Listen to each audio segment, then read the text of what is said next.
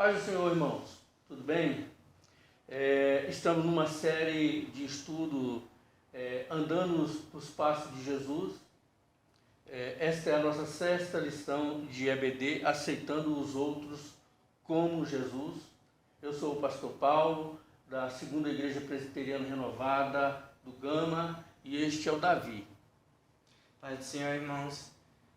Estamos aqui hoje para fazer um estudo da Escola Bíblica Dominical e discutir um pouco acerca do tema e compartilhar com os irmãos essa mensagem.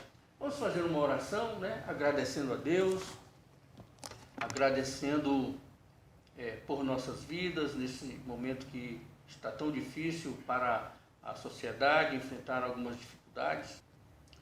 Bondoso Deus, nós te adoramos, nós te bendizemos, entregamos as nossas vidas diante de Ti, te pedimos, ó Deus, o Teu conselho, te pedimos, ó Deus, a Tua graça, a orientação do Teu Santo Espírito, que o Senhor nos guie, Senhor, no estudo da Tua Palavra, e que o Senhor nos abençoe e abençoe cada um que está acompanhando, Senhor, este momento. Te adoramos e te bendizemos, ó Deus, em nome de Jesus. Amém. Dentro do assunto proposto, amados, vemos a grande diversidade de pessoas que se encontram nas nossas igrejas. E isso não vem de hoje. Jesus Cristo também, quando do início do seu ministério, ele escolheu diversos tipos de pessoas. Escolheu pescadores, pessoas simples, escolheu Mateus, um cobrador de impostos, aquele que praticamente era uma pessoa que trabalhava em favor do Império Romano contra os seus irmãos que eram judeus. Então, a diversidade faz parte do ministério de Jesus e também faz parte das nossas vidas dentro das nossas igrejas. A gente pode perceber pela lição que o autor fala, que Jesus escolheu apóstolos de forma muito diversificada.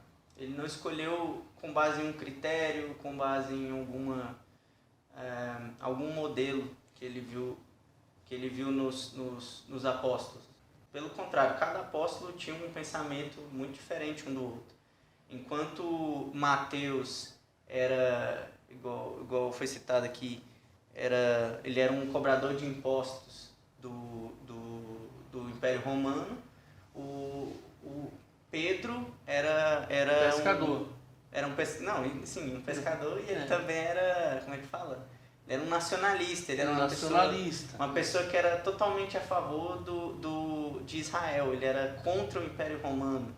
Ou seja, ele tinha uma posição, digamos assim, política. Simão o Zelote, você está falando. Simão Zelote. Simão Zelote. Simão Pedro era pescador. Simão Zelote era um nacionalista, né? Que, se possível fosse, ele pegava até em armas, e era justamente isso que os zelotes faziam, né? Para defender a sua nação. Então Simão Zelote, esse termo Zelote era para expressar isso, certo? Justamente. Uma pessoa que era contra o Império Romano de forma ferrenha, e ao mesmo tempo eles eram seguidores e apóstolos de Jesus, né? Eles eram do mesmo grupo. Justamente. O interessante é que Jesus escolheu eles como eles eram. O texto mesmo aqui de João 15 diz que não foste vós que me escolheste, pelo contrário, eu vos escolhi a vós. Ou seja, Jesus é que escolhe, não importa a diversidade de pessoas que sejam, quaisquer que sejam elas. O fato é que Jesus escolhe pessoas, mas o melhor de tudo é que essas pessoas, apesar de serem o que são, né, o que eram, elas foram pessoas que foram transformadas por Jesus, andando com Jesus, e foram transformados por Ele. O segundo tópico, né, que o livro vai trabalhar, ele vai falar sobre diversidade dentro da igreja. A diversidade no sentido de como dentro da igreja a gente vê culturas diferentes, peculiaridades em cada um dos irmãos. A gente vê diferenças de raça, etnia, gosto, vocações, status social, de diversas formas, né? Entre outras formas. Isso não impede que a gente sirva o mesmo Deus, que a gente esteja caminhando com a mesma fé em Cristo Jesus, né? Uhum. Então, baseado nesse texto aqui, ou melhor, conhecendo a lição que nós vamos fazer, que nós iremos estudar agora, né? Vamos ler um texto de Romanos, que é Romanos no capítulo 14, que diz assim: ora, quanto ao que está enfermo na fé, recebei-o não em contenda sobre dúvidas, porque um crê que de tudo se pode comer, o outro, que é fraco, come legumes. O que come, não despreze o que não come, e o que não come, não julgue o que come, porque Deus recebeu por seu.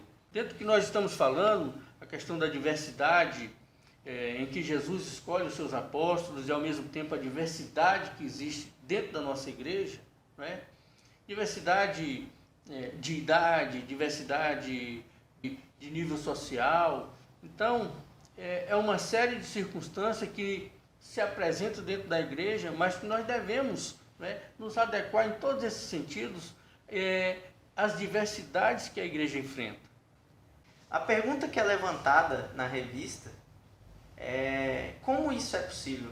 Como que pessoas que possuem tantas divergências, tantas opiniões, visões de mundo, que tem algum conflito em algum momento, como que elas podem servir ao mesmo Deus? Como que elas podem ter a mesma fé, né? Justamente. Essa questão é abordada pelo apóstolo Paulo aqui em Romanos 14. É justamente essa questão da divergência de opinião em determinadas situações. Hoje é muito mais fácil, porque na maioria das vezes não há divergência na opinião. Há divergência de gosto, muitas vezes, uma questão mais cultural. E aqui a questão era justamente quanto a usos e costumes da época, né? Era o que os judeus praticavam e que os povos de origem gentílica praticavam, né? Então a questão era essa. A questão era basicamente dietética. Ou seja, achava que deveria comer um determinado tipo de comida. O outro não fazia questão, comia qualquer coisa. Então, esse assunto aqui é que causou um grande dilema entre esses dois tipos de pessoas, né? Entre os cristãos, que eram os cristãos judeus, e os cristãos de origem gentílica. A diferença maior a gente percebe que é mais uma dúvida no sentido de cultura do que necessariamente da fé cristã, né?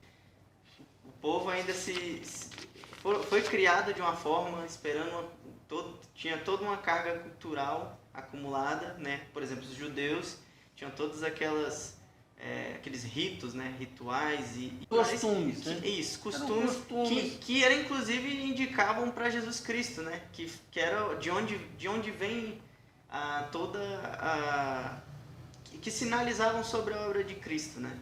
Então eles ficavam nessa dúvida. Poxa, peraí, o cristianismo, vamos dizer assim, ele partiu daqui, então não tem mais exatamente nada que vale para agora, para esse momento. E ao mesmo tempo os gentios que foram apresentados já na aliança de Cristo, na nova aliança, eles já não tinham esse problema.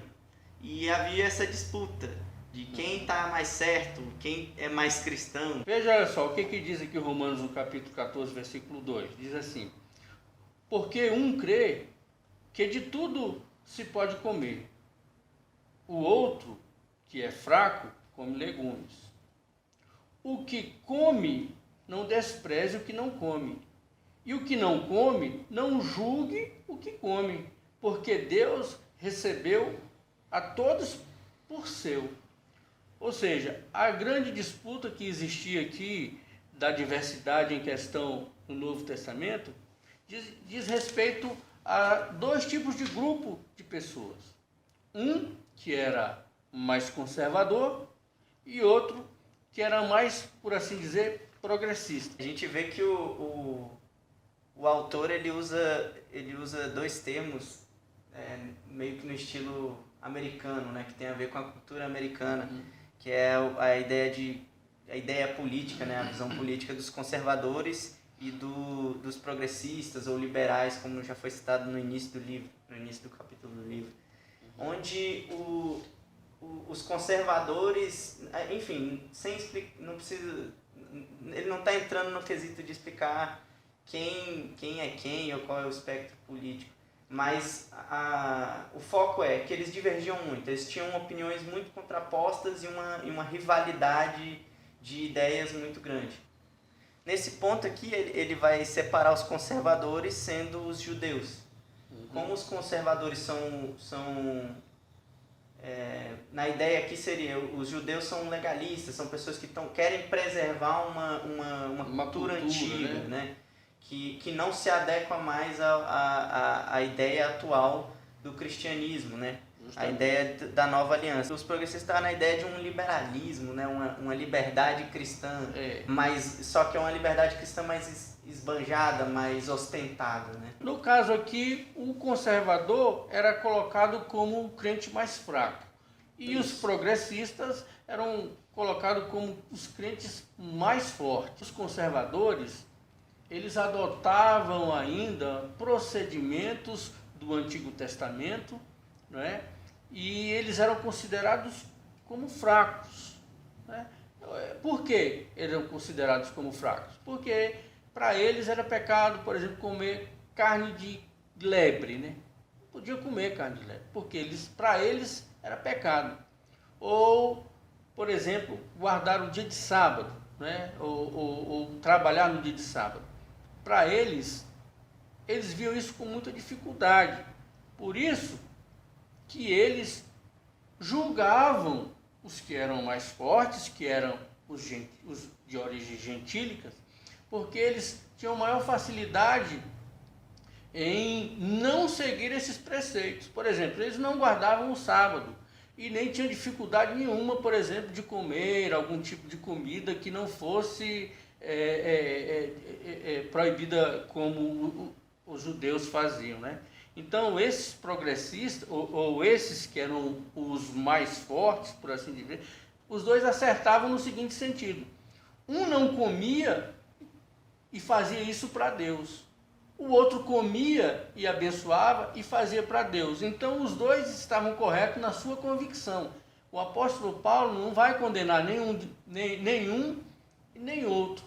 Ambos estão certos na sua convicção, mas o que o apóstolo Paulo vai chamar a atenção deles é que um estava julgando o outro e o outro estava desprezando o um, por assim dizer, né? Então, a grande dificuldade era essa. Por que um estava desprezando e o outro estava julgando? Olha só, no versículo 10 ele diz assim: mas tu, por que julgas o teu irmão? Ou tu também, por que desprezas o teu irmão? Ou seja, tinha um aqui, o que era mais fraco, né? Ou melhor, o que era mais forte, ele desprezava o outro. Ele falava assim: nossa, aquele lá é fraco na fé, olha, ainda está seguindo o Antigo Testamento, não consegue nem mais, não dá conta de trabalhar no sábado, ainda fica guardando, né, esses preceitos que já foram superados pela morte de Cristo. Então eles ficavam desprezando, né? Enquanto que os judeus, eles ficavam julgando, né? Falavam assim: ó, ele ali é pecador, porque ele não guardou, por exemplo, o sábado ou o dia de festa, né? Aquele outro lá é pecador por quê? Porque ele come qualquer tipo de carne. E aí nós vemos uma outra dificuldade aí. A dificuldade é o seguinte: por que um diz que pode comer carne ou que não pode comer carne? Ou qualquer tipo de carne se pode comer ou não pode? E a dificuldade que muitas igrejas hoje têm, Davi. Tem muita gente aí que pensa aí, não, eu não posso comer determinado tipo de carne. Por exemplo, se você vai comer um tipo de carne, né?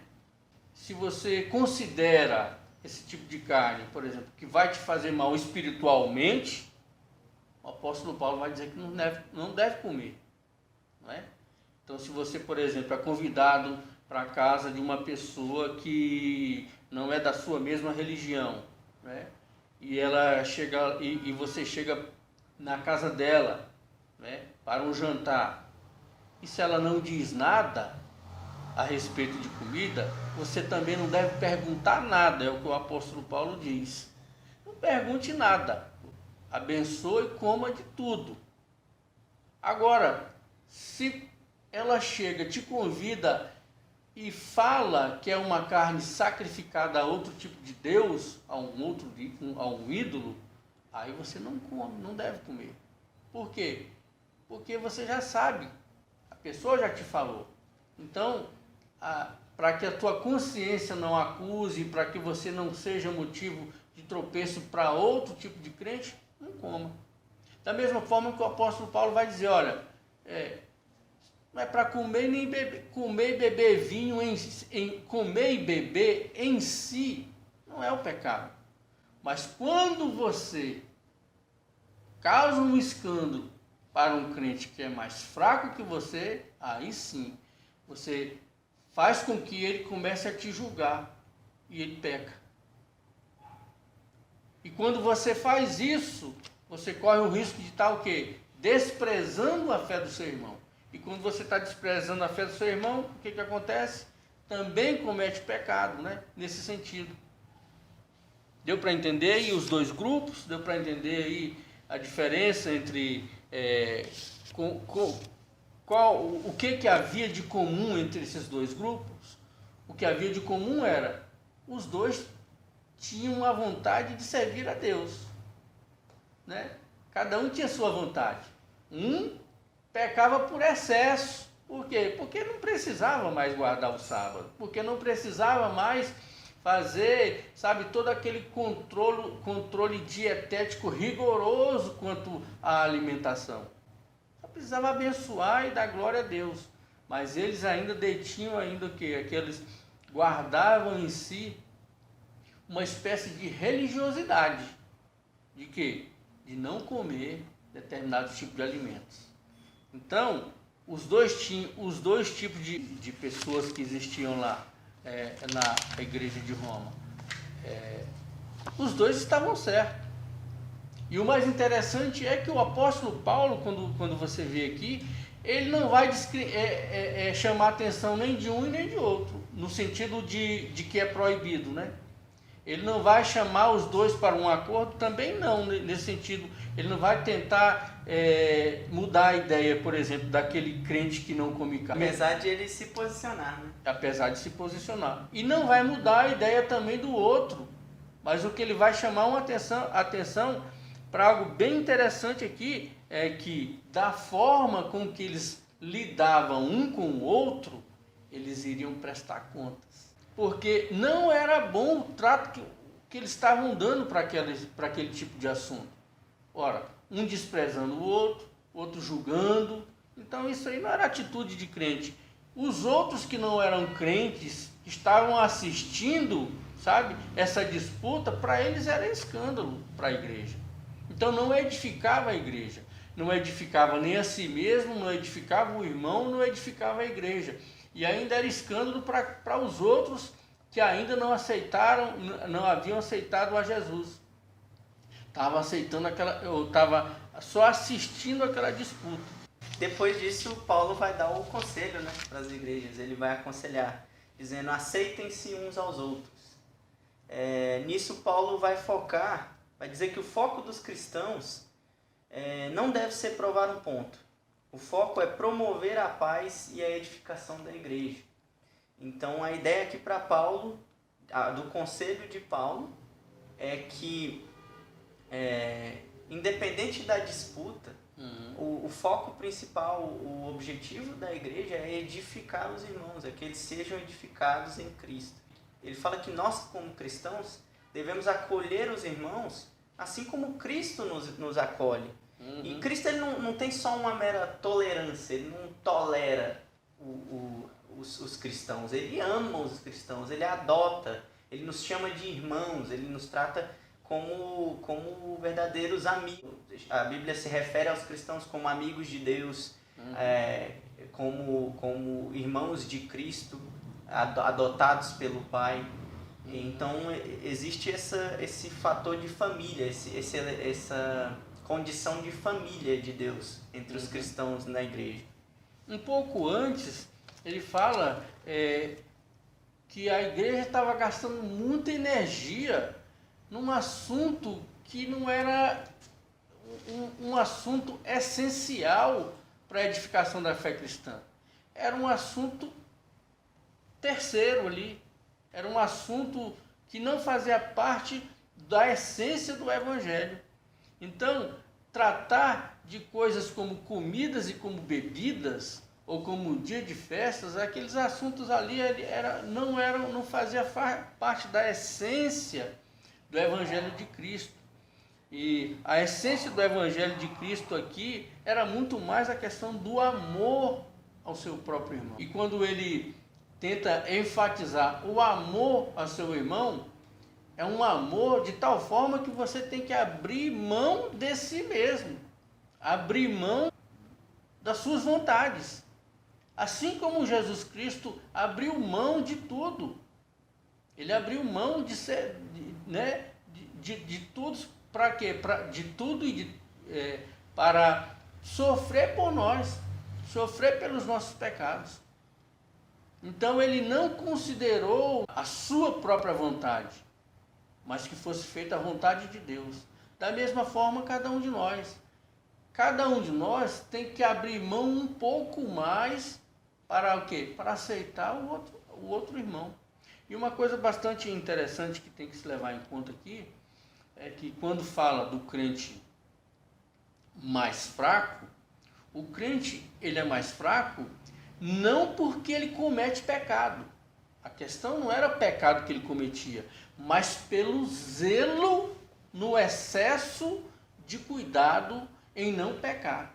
Porque hoje em dia a gente pode cometer esse equívoco dizendo assim, não, eu tenho que aceitar a diversidade na igreja, né, mas não confunda a diversidade com pecado. Isso não pode acontecer. Porque se vier, por exemplo, se vier uma pessoa que não esteja tratando, por exemplo, aqui era de assunto que não dizia respeito. Se comesse ou se não comesse, não era pecado. Se comesse, não era pecado. Se não comesse, não era pecado. Então, a questão aqui não era pecado. Mas quando a gente trata na igreja de assuntos gerais, né? Mas que tratam o assunto do pecado, por exemplo, né? De coisas que são pecaminosas, isso são questões, são premissas que nós não podemos abrir mão, né? Pecado não. Mas a questão deles aqui, dos mais fracos, eles erravam por excesso, ou eles pecavam por excesso, por assim dizer, né? Ou seja, eles não comiam carne de jeito nenhum, para não correr o risco de comer algum tipo de carne sacrificada a ídolos. Ou eles não bebiam de jeito nenhum para não correr o risco de beber algo que fosse sacrificado a ídolos. Então eles erravam para mais, por assim dizer, né? Ou eles faziam por excesso para não ter que pecar. Então essa era a questão. Que fique bem claro, né? Esse assunto aí. Porque senão cai na ideia de que a liberdade cristã ela permite pecado e isso é uma questão discutível. As questões com relação a pecados são concretas, a palavra é muito firme com relação a isso.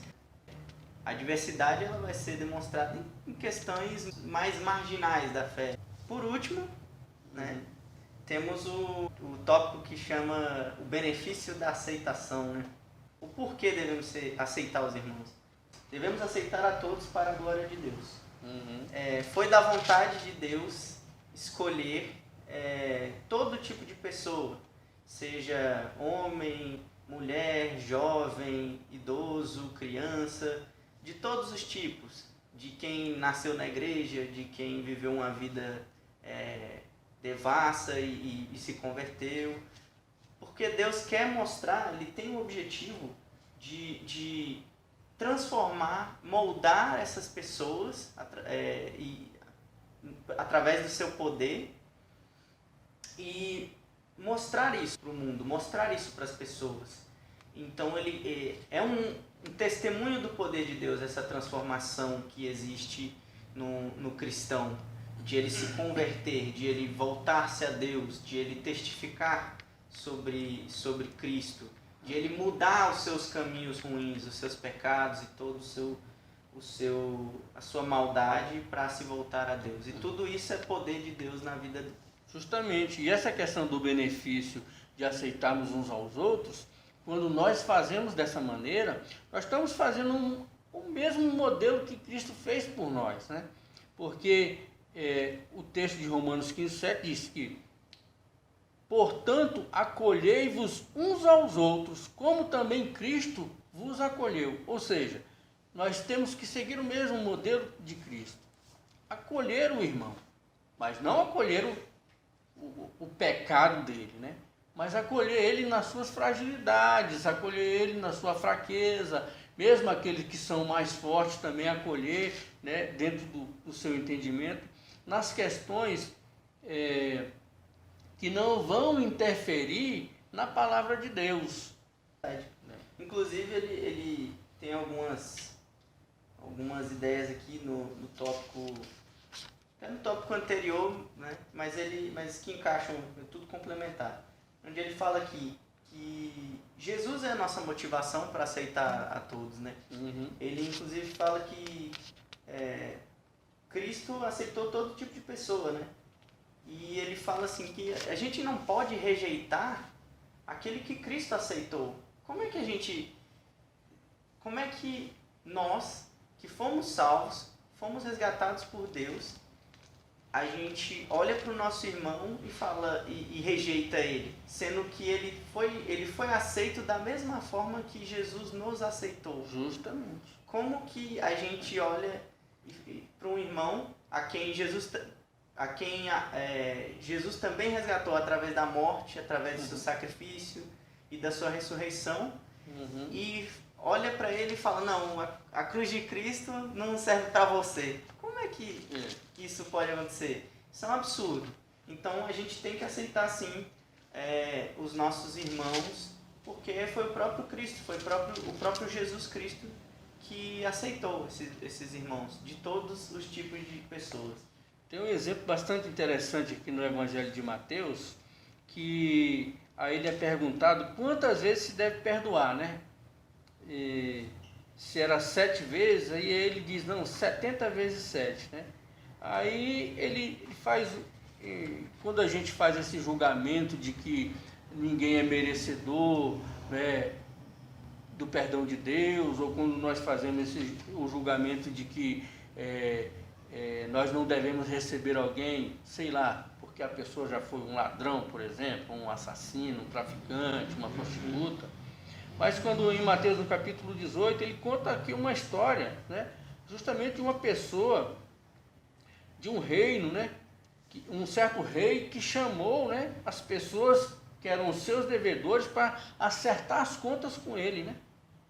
E havia uma pessoa que devia a ele 10.000 talentos, né, muito dinheiro. E essa pessoa, né, se prostrou diante dele e pediu para que aquela dívida fosse perdoada. E aquele rei, né, perdoou a dívida dele. Não, tudo bem, você está perdoada a sua dívida, né? Mas quando ele sai daquele lugar ali, quando ele sai daquele ambiente, ele encontra uma pessoa que devia a ele 10 denários. Então, ele pega aquela pessoa ali que devia para ele ali uma mixaria, por assim dizer, né?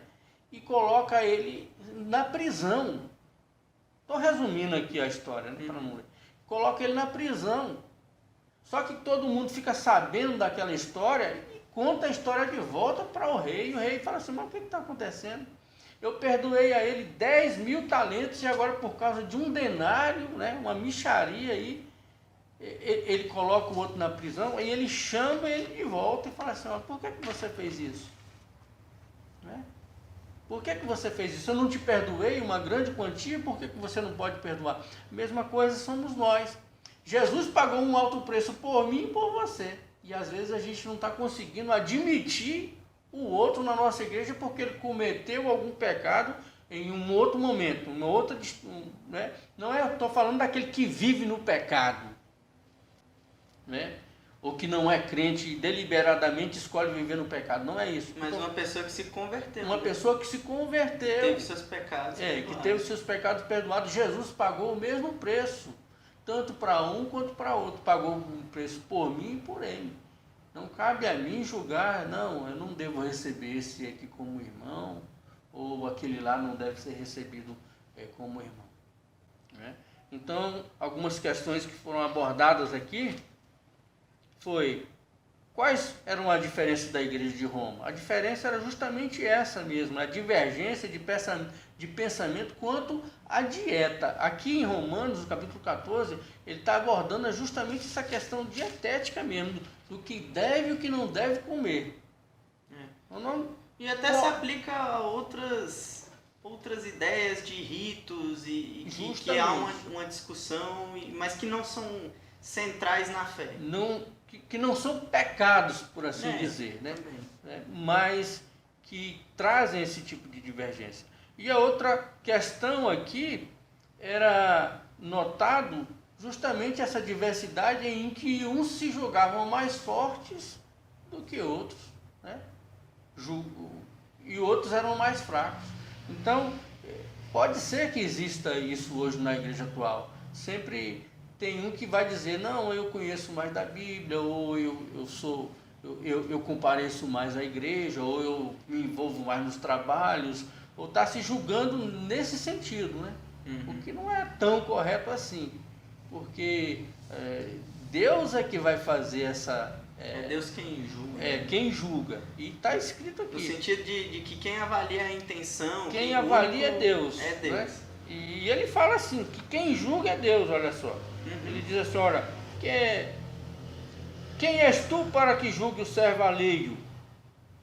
Para o seu próprio Senhor, ele está em pé ou cai, mas estará firme, porque poderoso é Deus para o firmar. Ou seja, Deus ele é quem faz todas as coisas, e ele é quem julga na essência, no cerne da questão. E além disso, ele ainda fala o seguinte, na revista, né, o autor ele vai falar que cada um vai prestar contas de si mesmo. Então, antes de julgar o teu irmão, você tem que prestar atenção em você mesmo. Justamente. E você vai prestar contas do que você está falando e do que você está fazendo. Porque a grande questão é, quando eu começo a julgar o meu irmão, eu estou sendo pedra de tropeço para ele. Sim. Quando eu estou desprezando o meu irmão, também eu estou fazendo a mesma coisa.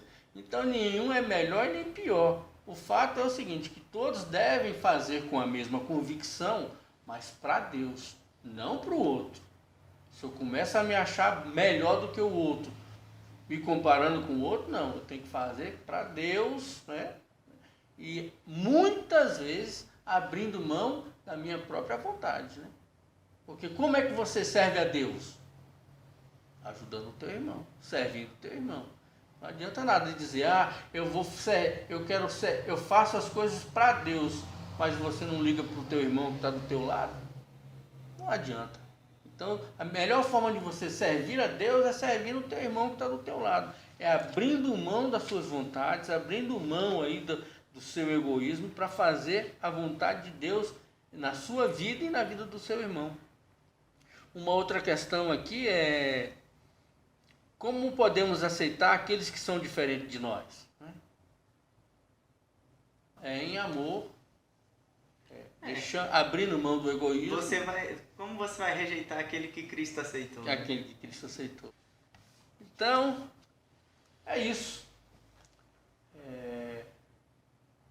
Se você tem alguma dúvida ou alguma contribuição a fazer, você coloca aí, né, nos comentários, né, que a gente vai ler E é bom que motiva os demais membros da igreja a comentarem, né, sobre esse determinado assunto. É isso. Um abraço a todos. Até a próxima. Até a próxima, irmãos. Fiquem com Deus. Deus os abençoe e até a próxima lição. Bondoso Deus, nós te adoramos, rendemos as nossas vidas diante de Ti, te adoramos e te bendizemos.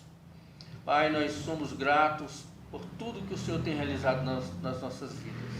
E eu te peço, Senhor, que o Senhor abençoe cada membro da nossa igreja, cada um que está nos ouvindo, cada um que ouviu esta palavra, Senhor, que essa palavra possa, ó Deus, trazer entendimento e que essa palavra se renove dia após dia, que quebre as correntes daqueles que se julgam ou que julgam mais fortes ou mais fracos, que o Senhor, acima de tudo, esteja fazendo a obra nas nossas vidas. Te adoramos, Senhor, e te bendizemos, em nome de Jesus. Amém.